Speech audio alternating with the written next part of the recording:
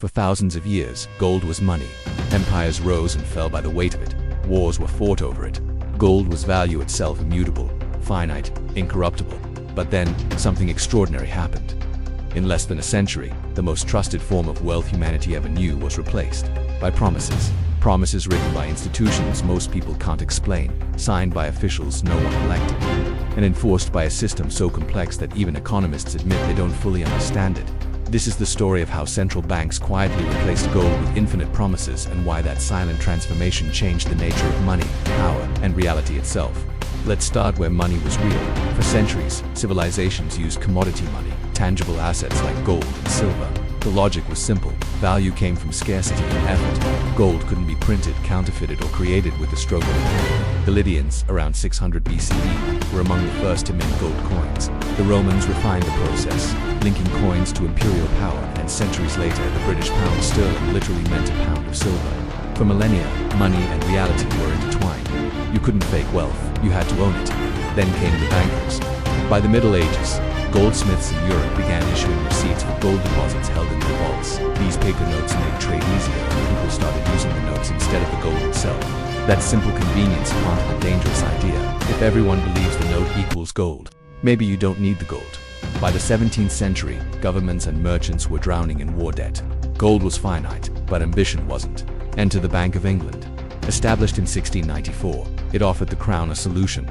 The bank would issue paper notes backed by the government, as promised to repay, not by gold. In other words, the foundation of modern money wasn't metal, it was trust. This marked the birth of central banking, a system that could create liquidity out of thin air, using debt as the new collateral. Other nations quickly followed. France, the Netherlands, and later the United States all established central banks, each using the same formula: issue notes, control credit, and quietly accumulate power. The result was revolutionary. Suddenly, nations could wage wars, build empires, and fund progress without gold. But it came with a hidden cost. The more notes they printed, the more fragile trust became. By the 19th century, the world realized paper money needed credibility. So, governments made a deal with the public. Every note was redeemable for a fixed amount of gold. This was the gold standard, an elegant compromise between trust and reality. For a time, it worked. The late 1800s became known as the classical gold standard era, marked by stability and predictability. Exchange rates were fixed, inflation was minimal, and economic growth was steady. Gold anchored the system, keeping governments honest because you couldn't print more gold, but honesty is expensive. When the First World War erupted, the illusion cracked. Nations suspended gold convertibility to print money for war spending. The paper flood began.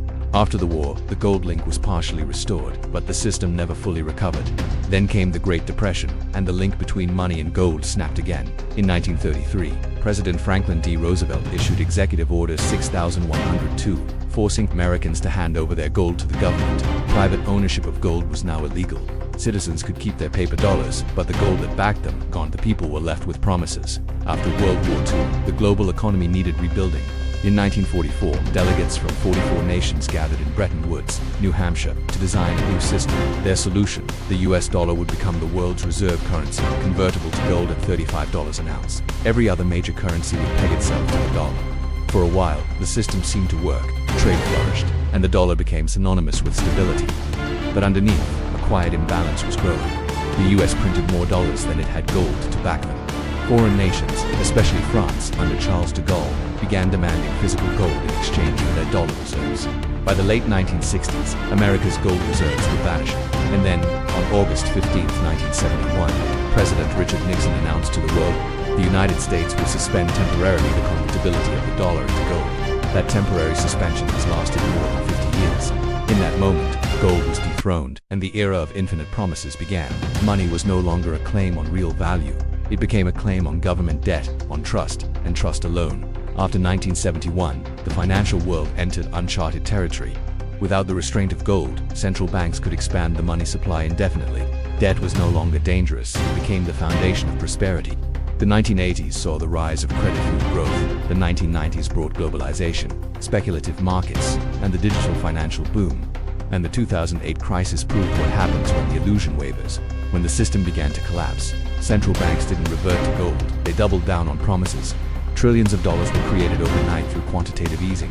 a polite term for money printing. Today, the global debt stands at over $315 trillion, nearly 4 times the total value of all goods and services produced each year. We no longer live in an economy of production, we live in an economy of leverage, and the deeper the system goes, the more addictive it becomes. Every recession, every crisis, demands more liquidity, more promises to hold it all together. The illusion must grow to survive. Now a new chapter is unfolding. Central banks around the world are experimenting with central bank digital currencies, CBDCs, programmable, traceable forms of money controlled directly by the state. They're being sold as modernization, efficiency, and progress. But they also represent the final evolution of the promise system. Money without paper, without gold, without privacy.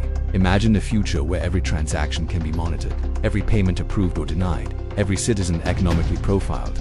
It's the logical conclusion of a century-long shift from tangible value to total control through abstraction. Once gold anchored the world's money, now algorithms do. The irony is staggering.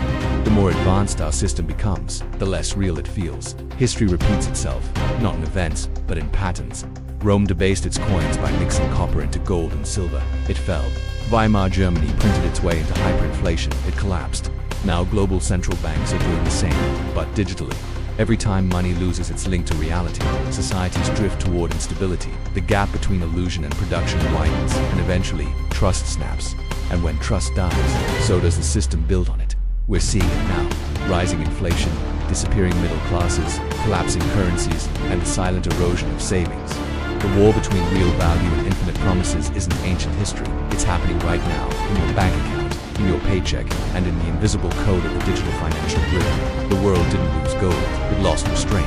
And as the promises multiply, the question becomes, how long before belief runs out? When it does, the next system will rise, not by choice, but by necessity.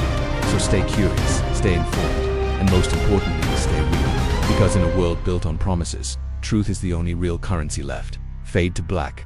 Text on screen. Subscribe for more deep dives into money, power, and the hidden systems shaping our world.